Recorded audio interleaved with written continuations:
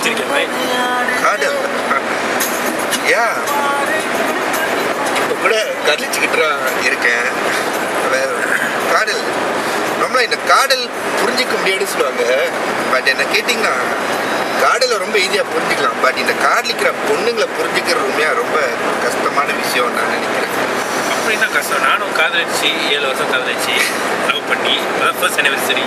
யா வாழ்த்துக்கள் I said ya you really make காதல் ஏன் காம்ப்ளிகேட்டட் பண்ணீங்க? காதலை நான் பிடிச்சிருக்குன்னா சொல்ல வேண்டியது பிடிச்சிருக்கேன் சொல்லிட்டேன். எத்தனை வாட்டி சொல்லிட்டேன்.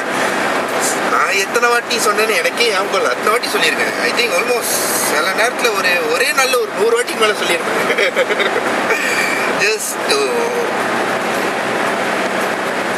எக்ஸ்பிரஸ் சொல்கிறதுக்கு. பட் ஒரு வாட்டி கூட சொல்லவே இல்லை. பொண்ணுங்கன்னா சொன்னதும் ஓகே சொல்கிறதுக்கு என்ன கூத்தா அப்படின்னு இல்லை. பட் ஸ்டில் நீங்கள் யோசித்து பார்த்தீங்கன்னா ஒரு கைஸ் டெய்லி எத்தனையோ பொண்ணுங்களை பார்க்குறோம். நார்மலாக ஒர்க் பிளேஸில் இப்போ வெளியே எங்கேயாச்சும் அவுட்டிங் போகும்போது ஷாப்பிங் எல்லா இடத்துலையும் பொண்ணுங்களை பார்க்குறோம். சாப்பிட்ற ரெஸ்டாரண்ட்டில் எல்லா இடத்துலையும் பொண்ணுங்களை பார்க்கலாம். பட் எல்லா பொண்ணுங்களுக்கும் பழகிறதுக்கு வாய்ப்பு கிடைக்காது. மேபி சம் செலக்டட் கேர்ள்ஸ் கிட்ட பழகிறதுக்கு வாய்ப்பு கிடைக்கும். பட் பழகினா கூட எல்லா பொண்ணுங்க மேலேயும் லவ் வராது. மேபி பார்க்குறதுக்கு ஒரு பொண்ணு அழகாக இருக்கும், இல்லை பார்க்குறதுக்கு அவங்களோட கேரக்டர் நம்ம பிடிச்சிருக்கும். பட் ஒரு பொண்ணுக்கிட்ட எவ்வளோ நாள் நம்ம பழகிறோன்னு அவசியம் இல்லை. இப்போ கொஞ்ச நாள் பழகி கூட திடீர்னு நம்மளுக்கே சொந்தமாக ஏதோ ஒன்று தோணும். லைக் ஆல்சோ லைக் அவங்களுக்கும் நம்மளை பிடிச்சிருக்கு. மேபி ஐ லைக் இந்த மாதிரி சொல்லிட்டு ஒருவேளை பிடிச்சிருக்குன்னா ஏன் அவங்க இன்னும் சொல்லாமல் இருக்காங்க? மேபி நம்ம சொல்கிறதுக்காக வெயிட் பண்ணுவாங்க. ஏன்னா சில கேர்ள்ஸ்க்கு வந்து அவங்களுக்கு ரொம்ப பிடிச்சிருந்தா கூட சொல்கிறதுக்கு ரொம்ப தயங்குவாங்க. பிகாஸ் எங்கே நம்ம கூட சொல்லிட்டோமோ அவங்க வேணாம் சொல்லிட்டாங்கன்னா அவங்க பாபுத்தா ஆயிடுவாங்க. ஸோ அதனால் நானே சொல்லிட்டேன் ஃபர்ஸ்ட் டைம். அதுவும் சும்மா சொல்லக்கூடாது. அவங்க பேரில் அப்படியே ஒரு கவிதை எழுதி அவங்க பேர் வந்து ஐயில் முடியும். ஸோ அந்த ஐயில் முடிகிற இடத்துல ஐ லவ் யூன்னு போட்டேன். கவிதையை பார்த்துட்டு அவங்களும் நார்மலாக எல்லா கேர்ள்ஸும் கேட்குற மாதிரி கேட்டாங்க. என்ன திடீர்னு இப்படி சொல்லிட்டேன், நான் உன்னை அப்படி நினைக்கவே இல்லை, நான் அப்படி பழகவே இல்லை அப்படின்னு சொல்லிட்டு. அதையா பார்க்குற காய்ஸ்லாம் கேர்ள்ஸ் பார்த்தாங்கன்னா முதல் எடுத்ததும் கவிதையை சொல்கிறேன். மேபி அது வந்து ஒரு பழைய ஸ்டைலாக இருக்கும். புதுசாக வித்தியாசமாக ட்ரை பண்ணுவீங்க. பழைய ஸ்டைல் சொன்னீங்கன்னா காலையில் எழுந்து பல்லு வளர்க்குறது கூட பழைய ஸ்டைல் தான். எதுக்கு பல்லு வளர்க்குறீங்க? அப்படியே வேலைக்கு போயிட்டு வீட்டுக்கு வந்துட்டு பல்லு வளர்க்க வேண்டியதானே? எல்லாரும் பல்லு வளர்க்குறாங்க. ஆனால் அதே மாதிரி தானே எல்லா பொண்ணும் பார்க்குறீங்க. ஒரே ஒரு பொண்ணு தானே கல்யாணம் பண்ணுங்க. வித்தியாசமாக செய்ய வேண்டியது தானே? ஆக்சுவலி நான் பொண்ணுங்களுக்கு கவிதை எழுதினதுலன்னு சொல்ல முடியாது. மாட்டேன், எழுதியிருக்கேன். 8 மணிக்கு ஒரு 2-3 பொண்ணுங்க ஐ திங்க் ஸோ எழுதியிருப்பேன். பட் அந்த பொண்ணுங்கிட்ட காட்டுறதில்ல. நார்மலாக அறவே தெரியாத ஒரு பொண்ணு ஒரு வாட்டி ஐ திங்க் அரௌண்ட் அப்போ ஒரு 18 வயசு 10 வயசு இருக்கும் ஒரு பொண்ணு பஸ்ஸில் பார்த்தேன். ரொம்ப அழகாக இருந்துச்சு. பார்த்துட்டு அந்த பொண்ணுக்கு என்ன எழுதுன்னு தெரியல, சும்மா ஒரு கவிதை நானே எழுதினேன். அந்த கவிதை கூட இன்னும் ஞாபகம் இன்னும் ஃபியூ இயர்ஸ் பேர் எழுதிட்டு அந்த கவிதை அங்கே பஸ்லேயே விட்டுட்டு போயிட்டேன். கண்டிப்பாக அந்த பிள்ளை அந்த கவிதை பார்த்துறதுக்கு வாய்ப்பு இல்லை. வேறு ஏதாச்சும் ஒரு பிள்ளை அந்த கவிதையை பார்த்துருக்கோம். ஸோ அந்த மாதிரி விட்டுட்டு போயிட்டேன். கவிதை எழுதுறதுன்னு சொல்கிறது வேறு, கவிதை அந்த பொண்ணுக்கிட்டே காட்டுறதுக்கு ஒரு தைரியம் வேணும். ஏன்னா நார்மலாக அந்த பொண்ணுங்களுக்கே தெரியும் எல்லாரும் நம்மளுக்கு கவிதை எழுத மாட்டாங்க. ஒருத்தர் நம்மளுக்கு கவிதை எழுதி கொடுத்துருக்கானா அவன் மனசு ஏதோ ஒரு இது இருக்குது அந்த மாதிரி ஸோ எழுதிட்டு எழுதி காமிச்சிட்டீங்க? காமிச்சிட்டேன். அவங்களுக்கே சேர்த்து ரெஸ்பான்ஸ் வந்துச்சா? ரொம்ப நல்ல ரெஸ்பான்ஸ். சொன்னாங்க ஒரு வார்த்தை, இது வரைக்கும் என்ன இந்த மாதிரி யாரும் பார்த்ததில்லை அப்படின்னு சொன்னாங்க. இது விடிவி டைலாக் புரியல. S right, VTV dialogue. அவங்க சொல்லும் போது எனக்கும் அந்த ஞாபகம் வச்சு அந்த படத்தை கூட த்ரிஷா வந்து நம்ம ஜெஸி சிம்பு கிட்ட கேட்பாங்க, ஜெஸி நீ எப்படி உனக்கு மட்டும் நான் இவ்வளோ அழகாக இருக்கேன் அப்படின்னு சொல்லிட்டு. அப்போ அவர் சொல்லுவார், ஒருவேளை உன்னை யாரும் என் கண்ணுலேருந்து பார்க்கல போருக்கு. அந்த டைலாக் தான் சொல்றீங்க. Yeah right. மேபி என் கண்ணால் பார்த்தா இன்னும் அழகாக இருப்பா. சொல்லி ஒரு எத்தனை நாள் ஆச்சு? ஐ திங்க் அரௌண்ட் அக்டோபர் 27, 28 அந்த மாதிரி சொல்லியிருப்பேன். 1 month கிளாஸாகவே ஆச்சு. சொன்னதை பல டெஸ்ட் வச்சுருப்பாங்களே. ஆக்சுவலி உங்களுக்கு தெரியாது. கேர்ள்ஸ் வந்து எப்படின்னா படிச்சிருக்குன்னு சொன்னால் ஓகே சீக்கிரம் சொல்ல மாட்டாங்க. ஏன் சொல்லுங்கள், காய்ஸ்க்குலாம் ஒரே எமோஷன் தான் அப்படின்னா சொல்லுவாங்க. ஆனால் கேர்ள்ஸ் வந்து அப்படி இல்லை, யோசிப்பாங்க. ஃப்யூச்சரை பற்றி யோசிப்பாங்க. யூ மீன் லைக் ஃபியூச்சர்னா லைக் எஸ், இந்த காய்ஸை லவ் பண்ணால் ஃப்யூச்சரில் என்ன நடக்கும் அவங்க மைண்ட்ஸில் வந்து ரொம்ப ஓடிக்கிட்டு இருக்கும். எடுத்ததும் ஓகே சொல்கிறதுக்கு it's not a small matter.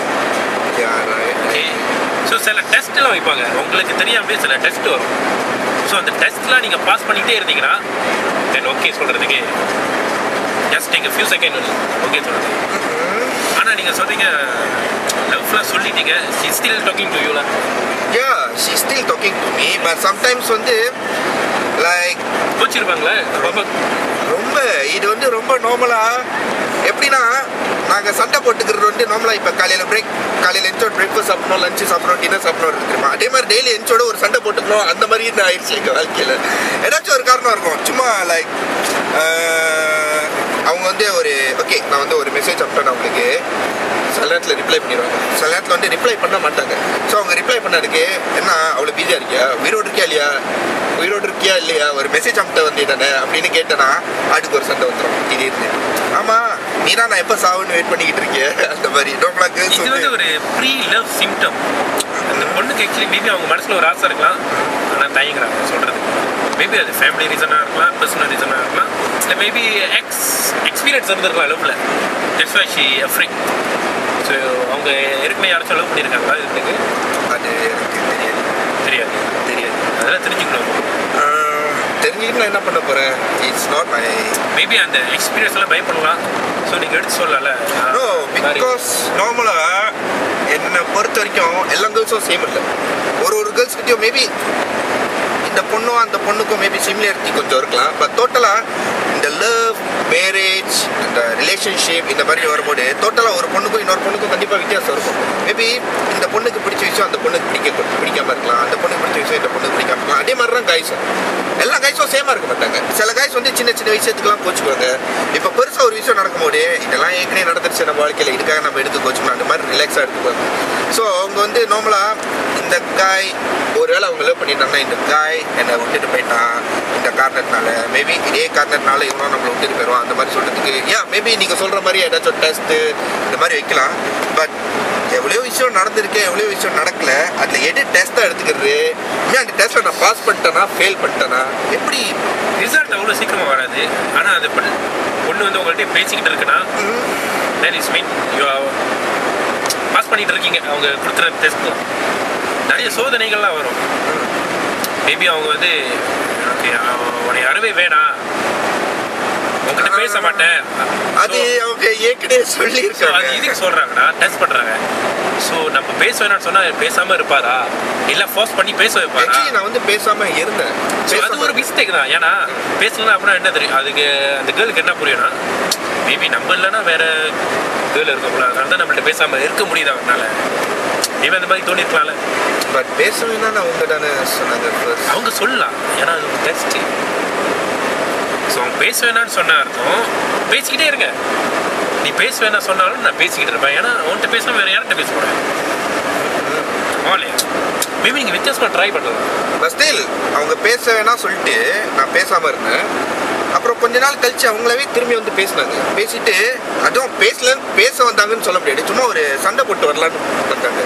So அப்புறம் அவங்க சண்டை போட்டு நானும் சண்டை போட்டு அதுக்கப்புறம் நான் நல்லா பேசினேன், அவங்களும் நல்லா பேச ஆரம்பிச்சிட்டாங்க அதுக்கப்புறம் நார்மலாக. பட் ஸ்டில் இப்போ எனக்கு இன்னும் என்ன புரியலன்னா, ஒருவேளை அவங்களுக்கு என்ன உண்மையாக பிடிக்கலையா, உண்மையாக பிடிக்காமனா இப்படி பண்ணுறாங்களா, இல்லை பிடிச்சிக்கிட்டே பிடிக்காத மாதிரி காட்டுறாங்களா? உங்களுக்கு எவ்வளோ பிடிச்சிருக்காங்க? மை காட், எவ்வளோ பிடிச்சிருக்குன்னு கேட்டிங்கன்னா அது சொல்ல ரொம்ப கஷ்டம். பட் பிடிச்சிருக்கு. என்ன செலவு பண்ணுறேன் இல்லாட்டி ஒரு பொண்ணு பிடிக்கல போடான்னு சொல்லி கூட நானும் கூட தேடி போய்கிட்டு இருக்கணும். ஸோ மேபி ஒரு டிஃப்ரெண்டாக மெத்தட் ட்ரை பண்ணலாமே யூஸ் பண்ணுற மாதிரி. ஏதாச்சும் ப்ரைஸ்லாம் அனுப்புனீங்களா? ஃபோன்லேயே பேசுனது இல்லை வேறு சொல்லியிருக்கீங்க போல வாட்டிகிட்ட. அந்த பிள்ளை தானே 2 days ago சொன்னீங்களா? ஃபோன்லேயே பேசல, ஃபேஸ்புக், MSN, இத்தனை நாளைக்கு தான் அந்த மாதிரி ஃபோனில் பேசினா தான் உங்கள் ரொமான்டிக் வாய்ஸ் அவங்களுக்கு கேட்கலாம், நீங்களும் அவங்க வாய்ஸ் கேட்டு சம்திங். ஆக்சுவலி நான் நிறைய வாட்டி ட்ரை பண்ணுறதுக்கு சான்ஸ் இருக்குல்ல. நிறைய வாட்டி ட்ரை பண்ணியிருக்கேன். அவங்க ஃபோன் நம்பர் கேட்குறேன். But is like what to say stubborn, over stubborn.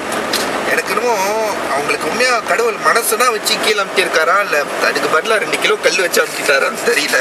But still உண்மையாக சொல்கிறேன், அது உண்மையாக கல்லாக இருந்தாலும் அந்த கல்லில் ஊஞ்சல் கட்டி ஆடுறதுக்கு தான் ஆசைப்பட்றேன். Keep on trying. நீங்கள் முதல்ல பேசணும்டா, பேசலன்னா அப்புறம் எப்படா? பேசினா தானே ஏதாச்சும் நடக்கும். பேச ட்ரை பண்ணி வித்தியாசமாக யோசிச்சு பாரு, எப்படி இம்ப்ரெஸ் பண்ண. ஃபர்ஸ்ட் இம்ப்ரெஷன் எப்பவுமே முக்கியம். இந்த ஃபர்ஸ்ட் இம்ப்ரெஷன் நினைக்கிறேன் நீங்கள் கரெக்டாக கொடுத்துருப்பீங்கன்னு இதெல்லாம் இன்னைக்கு வரைக்கும் அப்படி தோணும். I should carry on with what you said to me. வித்தியாசமாக இந்த டைரி எழுதுறது, 2 பேரும் ஷேர் பண்ணிக்கிறது, அதெல்லாம் ஒரு வித்தியாசமான விஷயம் தான். ட்ரை பண்ணி பாருங்கள். மேபி இப்போ ஃபேஸ்புக்கில் எழுதிடுறீங்களே டெய்லி என்ன பேசுகிறீங்க, ப்ளஸ் அந்த மாதிரி ஏதாச்சும் ஒரு மெமோ மாதிரி செஞ்சுட்டு அவங்களுக்கு ப்ரெசென்ட் பண்ணி கொடுங்க. இந்த டேட்டில் இந்த மாதிரி பேசியிருப்பேன், இந்த டேட்டில் இந்த மாதிரி பேசியிருப்பேன் அனுப்பி பாருங்கள். Maybe she might Impress. இது வரைக்கும் தமிழ் படத்தில் இந்த மாதிரி சீன்லாம் வந்ததில்லை பாருங்க. ஸோ நீங்கள் காப்பி அடிச்சோன்னு சொல்ல முடியாது. சில பேர் என்ன செய்வாங்க, தமிழ் படத்தை வந்து சீனை அப்படியே காப்பி அடிச்சு கொடுக்கும்போது கன்ஃபார்ம் உடம்பே ஃப்ளோப்பாக தான் இருக்கும். லவ் எப்படி சக்ஸஸ் ஆகுது. Anyway thanks for your advice. Actually இது ஒன்றும் பரிச்சத்தால் மாதிரி இல்லை. ஒரு வாட்டி எழுணுமா ஃபெயில் பண்ணிட்டோமா போய்கிட்டு இருக்குது. This is life. லைஃப்னா நம்ம எம்பிஷன் மாதிரி ஒரு விஷயத்துக்கு நம்ம டார்கெட் பண்ணிடணும்னா கிடைக்கலன்னா எப்படி திரும்பி திரும்பி அந்த விஷயத்தையே தேடி போகிறீங்களோ அதே மாதிரி என்னை தேடி போக சொல்லுவீங்க. அதான். So yeah, I take that advice and thanks.